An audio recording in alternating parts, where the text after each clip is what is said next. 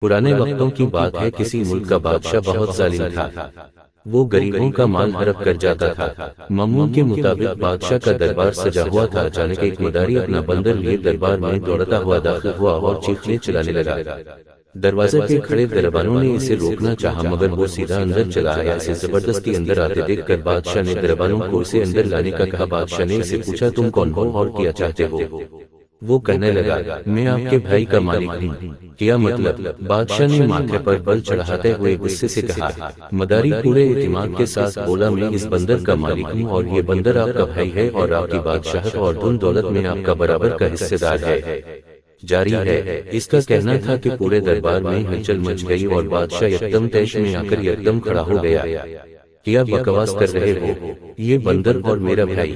مداری کہنے لگا، جی ہاں، اور بندر کے مالک کی حیثیت سے میں آپ کو قاضی کی عدالت میں لے کر جاؤں گا۔ آپ میرے بندر کا حصہ ہڑپنا چاہتے ہیں، اسی لیے اسے بھائی ماننے سے انکاری ہیں۔ پورے دربار میں چمگویاں ہونے لگی، سب بادشاہ کو شک کی نظر سے دیکھنے لگے۔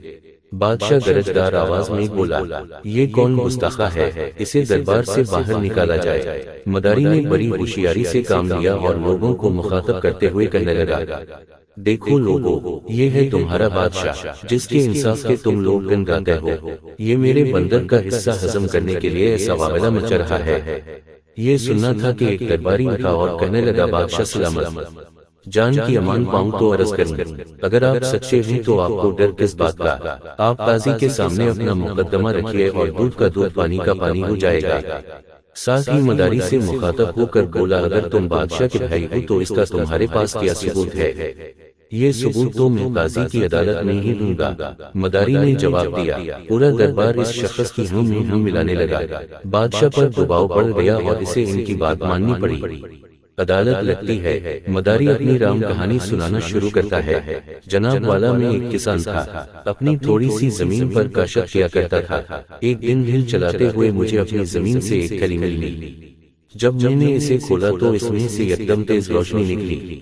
اس میں بہت چمکدار ہیرے تھے جن کی روشنی دور دور تک پھیلتی تھی۔ میں فوراً سے وہ ہیرے گھر لے آیا اور انہیں اپنے گھر میں چھپا دیا، مگر ان کی روشنی کچھ ایسی تھی کہ ہر نئی صبح اس کی روشنی دوگنی ہو جاتی۔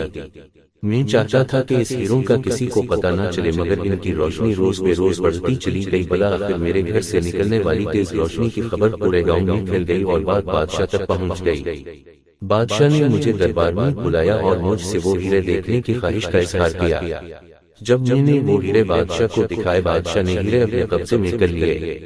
میں کئی بار بادشاہ کے دربار میں وہ ہیرے لینے گیا، مگر ہمیشہ یہ کہہ کر نکال دیا جاتا کہ ان ہیروں پر بادشاہ اور بادشاہ کے خاندان کا حق ہے۔ تو اب تم کیا چاہتے ہو؟ قاضی نے مداری سے پوچھا۔ میرے بندر کو اس کا حصہ دیا جائے یا پھر میرے ہیرے واپس کیا جائے؟ مداری نے جواب دیا، اب سب جان چکے تھے کہ بندر کا در حقیقت بادشاہ سے کوئی تعلق نہیں۔ انصاف کی تلاش میں مداری نے یہ چال چلی تھی، لہذا یہ تمام باتیں سننے کے بعد قاضی نے بندر کے حق میں فیصلہ دے دیا کہ یا تو بادشاہ مداری کے ہیرے لٹا دے یا اس کے برابر رقم ادا کرے۔ اب بادشاہ کو چاروں چار مداری کو ڈھیر ساری رقم ادا کرنی پڑی۔ مداری رقم وصول کر کے اپنے بندر سمیت چلتا بنا۔ پورا دربار مداری کی عقل مندی پر عشش کرنے لگا۔